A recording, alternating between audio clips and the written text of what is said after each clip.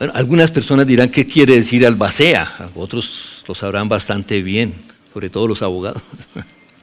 Albacea dice que es una persona asignada por un juez o por el testador para cumplir la última voluntad y custodiar los bienes del finado. Así dice un diccionario. Vamos a leer la palabra del Señor, en lo que me baso para esta enseñanza, y está en Hebreos capítulo 9, del verso 11 en adelante. Vamos a leer unos poquitos de momento y luego vamos desarrollando el tema.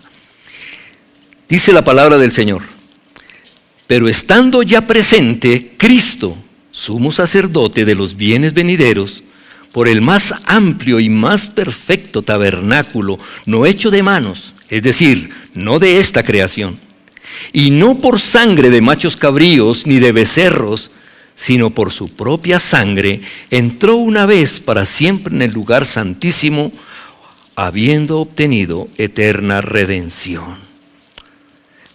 Padre, gracias. Padre, gracias. Gracias que tú ya cumpliste todo. Gracias, Señor, que tú ya nos diste absolutamente todo. Cerraste completamente ese círculo que se había abierto. Gracias por todo lo que tú nos das. Ahora estamos clamando, Señor de los cielos, precioso Dios, que nos enseñes, que nos hables en este día, que podamos entender. Tenemos un corazón abierto y entendido para recibir tu palabra, que se haga, Señor, como esa buena semilla que cae dentro de nosotros dando fruto, mucho fruto. Gracias, amado Dios, en el nombre de Jesucristo. Amén y amén. Dice que, pero estando ya presente Cristo, sumo sacerdote de los bienes venideros. ¿Cuáles son esos bienes venideros? Esos bienes venideros que el Señor nos prometió como testador, como que nos dio a nosotros una herencia incorruptible, una herencia. Esto es interesante, que nosotros podamos entender lo que Dios hizo con su pueblo, con sus hijos. ¿Por qué es importante hoy, después de 2000 años, de más de 2000 años, que el Señor dejó el testimonio, dejó el testamento abierto para nosotros, y que aún después de tanto tiempo, muchos de sus hijos no han recibido en totalidad la herencia que el Señor nos dio? Nosotros entendemos que el Señor nos ha dado su salvación. Él murió y nos dio su salvación. Pero es que la salvación no era solamente de que cuando nos muramos vamos al cielo, sino que la salvación tiene una gran cantidad de cosas que nos ha dejado como herencia y que están escritas justamente en el Nuevo Testamento. Había un Antiguo Testamento. ¿Qué es un testamento? A veces nosotros nos preguntamos si estamos tan acostumbrados al vocabulario cristiano o evangélico, como queramos llamarle, que ni siquiera nos damos cuenta muchas veces de lo que significa las palabras. Estamos tan acostumbrados, por ejemplo, tanto que decimos gloria a Dios, tanto que decimos aleluya, tanto que decimos cosas así, y ni siquiera tenemos conciencia de lo que estamos hablando, de lo que estamos diciendo. ¿Por qué? Porque nos hemos acostumbrado muchísimo a esas palabras. Pero un testamento, cuando nosotros vemos un testamento, no es solamente para decir es una parte de la Biblia, porque si lo hablamos en un contexto diferente, todos entendemos que es un testamento. Algo que ha dejado alguien que nos dio una herencia, ya sea el papá, el abuelo, quien sea, dejó una herencia, firmó ante un notario, ante un juez, y tuvieron unos testigos, y firmó y dijo, miren, en uso de mis facultades legales, en mis facultades mentales, en uso de mis facultades de que sí puedo hacerlo, voy a dejarle esto y esto que me pertenece a mí, que he ganado durante toda mi vida, y se lo voy a dejar a mis hijos, o se lo voy a dejar al perro o al gato o a quien sea, ¿verdad? Lo hemos visto muchísimas veces fortunas entregadas a un animal, porque amaba más al gatico que a sus hijos, y le dejó las fortunas. El Señor estaba haciendo lo mismo. Había un Antiguo Testamento que, como no era perfecto, porque solamente estaba diciendo lo que iba a pasar, lo que iba a suceder.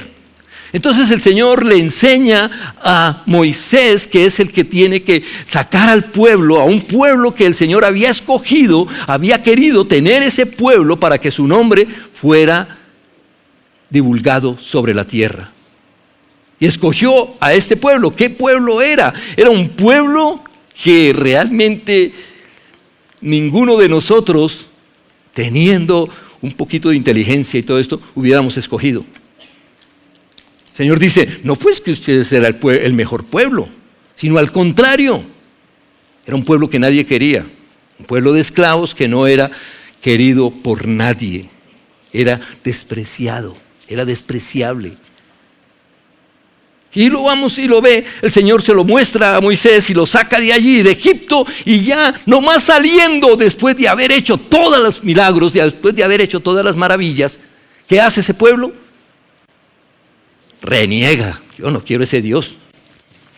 Sacaste de aquí, de Egipto, donde vivíamos lo más de bien, para matarnos en este desierto. Es lo primero que le dicen a Moisés después de que salen y pasan el Mar Rojo. Y que vieron las aguas aquí y las aguas aquí, y salen al desierto, llegan al desierto. ¿Para qué nos trajiste a este desierto? Viendo esa maravilla que había hecho. ¿Qué pueblo hace eso? Otro pueblo seguramente que habría salido agradecido. Pero ese era el pueblo que el Señor había escogido. Y estaba haciendo una tipología de quién éramos nosotros antes de conocer al Señor, antes de nacer de nuevo. ¿Quiénes éramos? ¿Acaso éramos lo más puro, limpio, todo? Éramos lo peor. Pero el Señor nos escogió así, dijo, así es que los voy a escoger, porque no hay ninguno que sea bueno, no hay nadie que sea bueno. Todos, dice todos, por cuanto todos pecaron, todos fueron destituidos de la gloria de Dios. Pero el Señor sacó a este pueblo y le dice a Moisés, haz un tabernáculo, y hace el tabernáculo, y lo hace de una manera tremenda, algo hermoso, porque estaba mostrando la gloria de Dios que estaría sobre la tierra. Y ahora, después de que pasa todo esto, el escritor de Hebreos, este hombre que Dios le había dado tanta sabiduría, empieza a enseñarle a los nuevos cristianos, al nuevo pueblo, a nosotros, comienza a enseñarnos cuántos años llevamos nosotros de conocer al Señor, y aún, como alguno dijo aquí, pasamos una semana llena de tristeza, de frío, de calamidad, de todo. Aún pasando eso, aún irritándonos porque no se nos dieron las cosas como nosotros queríamos, aún poniéndonos bravos, disgustados con nuestro hermano, con nuestro cónyuge, con nuestros hijos. Aún después de tanto tiempo que conocemos al Señor, que estamos declarando todo el tiempo que el gozo del Señor es nuestra fuerza, que el gozo del Señor está con nosotros, que la paz de Dios está en mí, que el amor de Dios, pero nos encontramos con uno y ¡pum! Ya le estamos haciendo daño.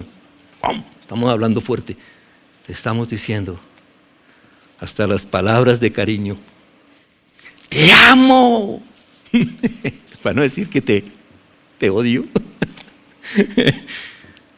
Estamos haciendo eso, aún ahora que conocemos al Señor. ¿Cuánto tiempo? Y seguimos hiriéndonos unos a otros. Y Él le dice eso, dice, pero estando ya presente Cristo, dio el testamento. El albacea es el que cuida el testamento después de que el hombre murió, el testador murió. Entonces el Señor toma la forma del testador, porque antes de morir, Él nos deja toda la promesa. Toda la promesa. Es cumplida, ya es cumplida. Entonces, para que se haga efectivo el testamento, tengo que morir. Y el Señor muere Muere en la cruz. Pero Él mismo es el albacea. Él mismo es el que cuidará de que esta herencia se nos dé a nosotros. Él mismo lo hace. Así que, ¿cómo se hace albacea? Tiene que estar vivo. Ya murió, nos dejó el testamento, ahora resucita para que esta palabra, para que su testamento se cumpla en sus hijos, a los que nos hizo hijos. Somos hijos. Claro que nosotros estamos acostumbrados a vivir en la carne, no queremos tanto espíritu. Queremos fortuna, dinero, queremos gozarnos la vida que nos da el mundo. Pero el Señor dice, el que se hace amigo del mundo se constituye en enemigo de Dios. Entonces, mi viaje a Hawái, yo ya me sentía ya en una hamaca, así moviéndome, y que un par de mujeres o de esto me estén echando vientecito con unas palmas. Dios está diciendo, eso no es interesante, eso no importa, eso no tiene sentido. Todo eso se queda aquí en la tierra, todo eso será removido. Todo eso será quitado, todo eso se acabará. Porque el mundo pasa y sus deseos, pero el que hace la voluntad de Dios permanece para siempre. ¿Y cuál es la voluntad de Dios? Ahora el Señor nos quiere miserables, enfermos, pobres, desnudos. No. El Señor nos quiere a nosotros bien. Dirigidos por su Espíritu Santo, guiados por su Espíritu Santo. Hemos hablado de que hemos nacido de nuevo, ya no somos los anteriores, hemos nacido de nuevo. La vida de Dios, la vida del Espíritu Santo está en nosotros, somos el templo del Espíritu Santo. ¿Sí somos el templo del Espíritu Santo? Lo lavamos, lo limpiamos, lo purificamos. ¿Sabe? Aquí las únicas personas que tenemos el privilegio de tomarnos el café aquí dentro somos nosotros, el Johan y yo. Porque se hizo la costumbre desde un principio. Pero ¿por qué le decimos a la gente, por favor no entren comida dentro del templo? ¿Por qué? O sea, dentro del auditorio. Porque queremos cuidar el lugar para que cada uno de nosotros, cuando entremos, nos sintamos bien.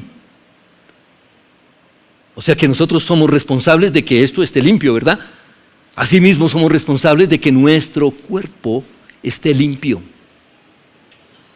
Porque ahí habita el Espíritu Santo. Pero ¿cómo lo limpiamos? ¿Cuáles son nuestros pensamientos, nuestra costumbre? ¿Cuáles son nuestros hábitos?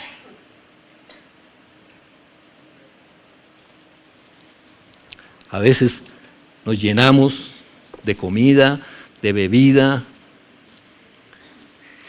de internet, de televisión. Nos llenamos de todo eso. Y nuestro espíritu, nuestro cuerpo está contaminado, está lleno de contaminación. Mira, ¿sabes qué? Me he contaminado terriblemente esta semana con el juicio político. ¡Qué cosa tan tremenda!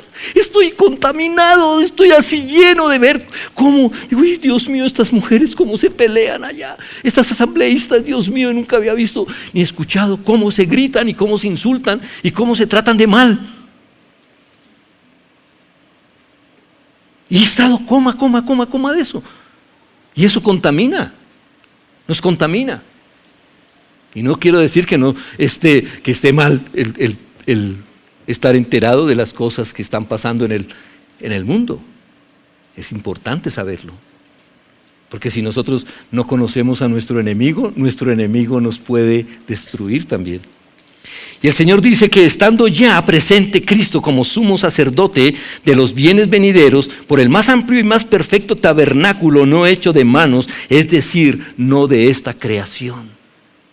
O sea, está hablando aquí de que es el tabernáculo que está en el cielo. ¿Recuerdan lo que dice la palabra? Que se veía el tabernáculo y se veía, cuando Juan está viendo esa visión, ve el tabernáculo y ve el arca, la presencia de Dios. Un tabernáculo no hecho de manos, no hecho de esta creación, sino de Dios. O sea, viendo a Jesucristo, porque el tabernáculo es Jesucristo mismo. Y dice, y no por sangre de machos cabríos ni de becerros, sino por su propia sangre, entró una vez para siempre en el lugar santísimo, habiendo obtenido eterna redención. Porque si la sangre de los toros y de los machos cabríos y las cenizas de la becerra rociada a los inmundos santifican para la purificación de la carne, cuánto más la sangre de Cristo, el cual mediante el Espíritu eterno se ofreció a sí mismo sin mancha a Dios, limpiará vuestras conciencias de obras muertas para que sirváis al Dios vivo. ¿Ah? Esto es algo maravilloso. Esto es algo de decir, Dios, tú mismo lo hiciste, tú mismo fuiste, rociaste con tu propia sangre la presencia de Dios. Eso era lo que hacían el sumo sacerdote una vez al año. Mataban el cordero, llegaban con la sangre que se había derramado en el altar del holocausto, y llegaban la sangre, se metían al lugar santísimo y rociaban con esa sangre el arca de la alianza. O sea, tenía que ser con la sangre. ¿Para qué? Para ser purificados. Cogían la sangre, se la ponían en el lóbulo derecho de la oreja, en el pulgar derecho de la mano y en el pulgar del pie derecho. ¿Para qué? Para purificarnos. Así se purificaban. Pero ahora el Señor con su propia sangre nos purifica a todos nosotros para que sirvamos al Dios vivo, al Rey, para que nuestra vida sea dependiente única y exclusivamente de Él. Para que el Espíritu Santo fluya a través de nuestras vidas como Él ha querido, porque nuestro cuerpo, si es el templo del Espíritu Santo, pueda moverse como Él quiere. ¿Has tenido esa experiencia? La experiencia de sentir el Espíritu Santo fluyendo dentro de ti. ¿Has podido sentirla?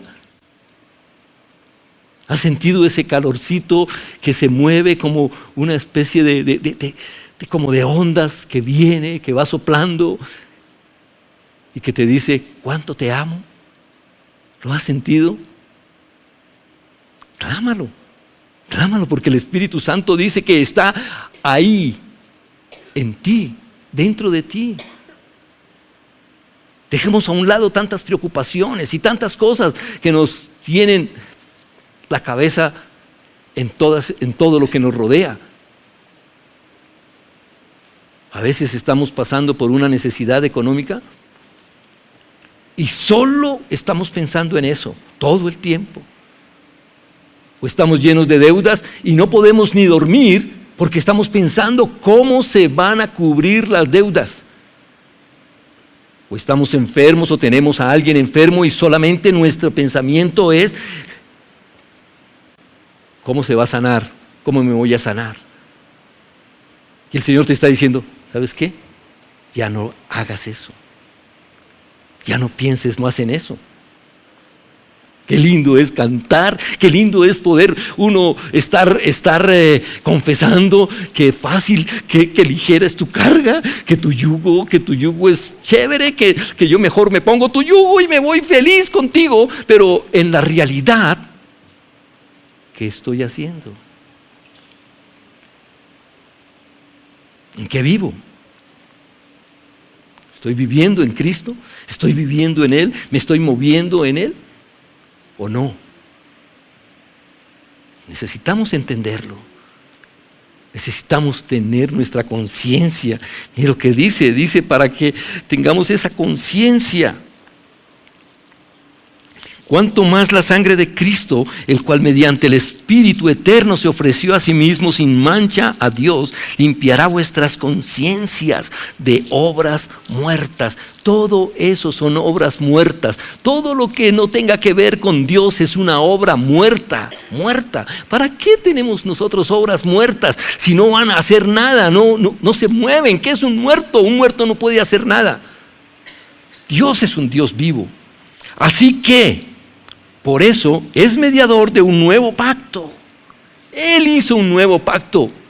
El Señor les dijo, mire, ¿sabe qué? En aquellos días le habla el Señor a Jeremías y le dice, en aquellos días haré un nuevo pacto con la casa de Israel y la casa de Judá. No como el que hice con sus padres, porque ellos invalidaron mi pacto. O sea, no creyeron. Les dijo, los voy a sacar, los voy a librar, los voy a bendecir y los voy a meter a la tierra prometida y les voy a dar allí algo maravilloso, la mejor tierra del mundo. Van a habitar casas que ustedes no construyeron, van a entrar en los labores que ustedes nunca hicieron y solamente van a disfrutar de los frutos de esa tierra prometida. Pero ellos, ¿qué hicieron? Tan pronto entraron a la tierra prometida, mire, tan pronto se murió Josué. ¿Sabe qué hicieron? Se hicieron ídolos. Levantaron ídolos. Y empezaron a adorarlos. Imagínense. Qué tristeza después de que el Señor hace todos esos milagros, los entra a la tierra prometida. Tierra, dice que donde fluye leche y miel, donde no hay necesidad de nada. Y ellos lo que hacen es levantar dioses ajenos. Y quiero decirles, hermano, y espero que podamos tomar conciencia de eso, que muchos de nosotros seguimos haciendo lo mismo. Conociendo toda la verdad del Señor, todo el amor, todo lo que el Señor nos quiere dar y nos ha dado, aún así nos levantamos ídolos. Muchos de nosotros tenemos el trabajo como un ídolo, nuestros hijos como ídolos. Tenemos hasta los bienes como ídolos. Hay cosas que preferimos tener, que no cuidarlo, que a nuestros propios hijos. Algunos bienes, cuidado me tocan eso, mi carro nuevo, cuidadito me lo tocan. Y se vuelven ídolos y están por encima de Dios. Y el Señor nos mira y nos dice, ¿qué pasa? ¿Qué pasa? Pero el Señor dice que Él es mediador de un nuevo pacto para que, interviniendo muerte para la remisión de las transgresiones que había bajo el primer pacto, los llamados reciban la promesa de la herencia eterna. ¿Quiénes son esos llamados? ¿Quiénes son esos llamados? Nosotros. Mira, yo me pondría feliz. Yo soy uno de esos llamados. Estuvimos hablando sobre la gracia en estos miércoles pasados y no sé cuántos de ustedes pudieron entender lo que es la gracia y hacia quién está dirigida la gracia. Pero les voy a recordar, la gracia no fue dada para todos, para todas las criaturas de Dios. No. La gracia es únicamente, según dice la Biblia y lo que estudiábamos, fue dada para los escogidos de Dios. La misericordia es diferente y la misericordia dice que fue dada para toda la creación. Pero la gracia solamente para los escogidos de Dios. Y aunque el Señor, lo decíamos, Él no, dice que Él no echa fuera a nadie. Él siempre quiere que estén sus hijos o todo el que se acerca con Él. Él no rechaza a nadie. Pero recuerdan lo que dijo el Señor. Por medio del apóstol Pablo está diciendo, dice, dirán que Dios es injusto, porque, hablando de Jacob y de Esaú, no habían nacido aún. No habían nacido aún. No habían hecho ni bien ni mal. Pero a Jacob amé y a Esaú aborrecí.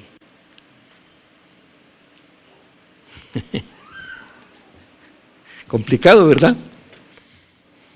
Entonces, como decíamos, que alguien dijo, entiendo perfectamente por qué Dios aborreció a Esaú, pero lo que no entiendo es cómo amó a Jacob. Y así lo hizo el Señor con nosotros. Así lo hizo, te escogió y puso su gracia sobre ti. Gracia sobre gracia, gracia sobre gracia. Dice, porque donde hay testamento es necesario que intervenga muerte del testador, porque el testamento con la muerte se confirma, pues no es válido entre tanto que el testador vive. De donde ni aún el primer pacto fue instituido sin sangre, porque habiendo anunciado Moisés todos los mandamientos de la ley a todo el pueblo, tomó la sangre de los becerros y de los machos cabríos con agua, lana, escarlata e hisopo, y roció el mismo libro y también a todo el pueblo.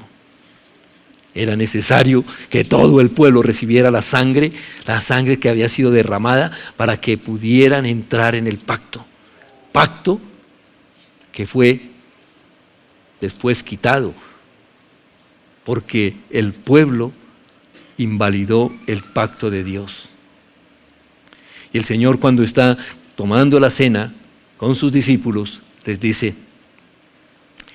este es mi nuevo pacto en mi sangre. Este es mi nuevo pacto en mi sangre. Él mismo había derramado su sangre. Él derramaba su sangre. Por eso pone el vino y les dice, tomen de él, todos, porque este es mi nuevo pacto en mi sangre. Esta es mi sangre, que por ustedes es derramada. Es derramada. Dice, y continúa diciendo, esta es la sangre del pacto que Dios os ha mandado. Y además de esto, roció también con la sangre el tabernáculo y todos los vasos del ministerio. Y casi todo es purificado según la ley con sangre, y sin derramamiento de sangre no se hace remisión. Si no hay un derramamiento de sangre, no hay remisión de pecados. Y es lo que Dios nos está diciendo hoy. Yo fui a la cruz. Yo derramé mi sangre por la redención de toda la humanidad. Aquí es de toda la humanidad. Todos los pecados del mundo fueron llevados por Jesucristo en la cruz. Todos los pecados, desde el pecado de Adán hasta el último pecado del hombre, el último hombre que quede sobre la tierra, fueron llevados por el Señor en la cruz, sobre sus hombros. Fuimos perdonados de todos los pecados. Ahora, para poder tener el perdón de esos pecados, tengo que reconocer a Cristo como mi Salvador. Tengo que reconocer que Él llevó mis pecados. Si yo no le reconozco, los pecados seguirán sobre mí. Pero una vez que le he reconocido, mis pecados han sido perdonados. Y soy libre, y soy limpio, y soy santo, y soy purificado por lo que Dios ha puesto en mí. Me ha dado. Y me ha dado su gracia. Me ha dado su gracia. El Señor dice que Él nos dio un regalo inmerecido. No merecíamos nosotros ese regalo. ¿Cuál fue ese regalo? ¿Cuál es ese regalo que nos ha dado? A Jesucristo.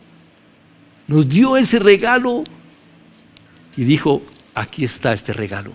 Tómalo, tómalo. ¿Cómo lo tomas tú? ¿Cómo lo tomas? Aceptándolo dentro de tu corazón. Y Él empieza a fluir, y empieza a fluir, y empieza a hablarte, y empieza a convencerte. El Espíritu Santo es el único que convence de justicia, de pecado y de juicio. Él nos convence. Él nos dice, mejor cállate. Pero es que me hizo daño, cállate. Pero es que me robó, perdónale. Pero es que me ultrajó, me violó, perdónale. Olvídate. Estás conmigo. Te doy vida eterna. Te doy una nueva vida. Mi naturaleza dentro de ti. Ámale. Ama a tus enemigos, dice el Señor. No al enemigo, no a Satanás, ¿no? No van a pensar eso que voy a amar a Satanás porque ama al enemigo. No, ama a tu enemigo y perdónalo. Aquel que se ha levantado contra ti en hacerte daño, que la envidia está ahí. Porque nuestra lucha no es contra carne y sangre, sino contra principados, contra gobernadores de las tinieblas, contra huestes de maldad.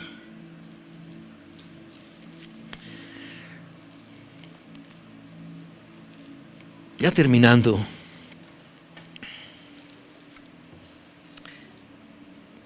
entendemos que es responsabilidad del albacea hacer que el testamento se cumpla.